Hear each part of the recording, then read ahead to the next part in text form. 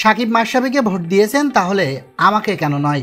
বিএনপির তারুণ্যর মহাসমাবেশে একই বললেন তামিম ইকবাল। চট্টগ্রামের ঐতিহাসিক পোলো গ্রাউন্ডে বিএনপি তারুণ্যের সমাবেশে যোগ দিয়েছিলেন বাংলাদেশের তারকা ক্রিকেটার তামিম ইকবাল। অনুষ্ঠানের এক পর্যায়ে মঞ্চে দাঁড়িয়ে বিএনপির নেতাকর্মীদের উদ্দেশ্যেও কথা বলেন তিনি। তারুণ্যের রাজনৈতিক অধিকার প্রতিষ্ঠার লক্ষ্যে পোলো গ্রাউন্ড মাঠে মহাসমাবেশের আয়োজন করে বিএনপি। সেই সমাবেশে অংশ নেন তামিম ইকবাল, যা মূলত চট্টগ্রাম ও কুমিল্লা বিভাগের যুবদল, স্বেচ্ছাসেবক দল ও ছাত্র দলের সমন্বয়ে তারুণ্যের রাজনৈতিক অধিকার প্রতিষ্ঠার সমাবেশ। তামিম ইকবাল চট্টগ্রামের সন্তান হিসেবে এই সমাবেশে উপস্থিত ছিলেন এবং মঞ্চে বক্তব্যও দিয়েছেন।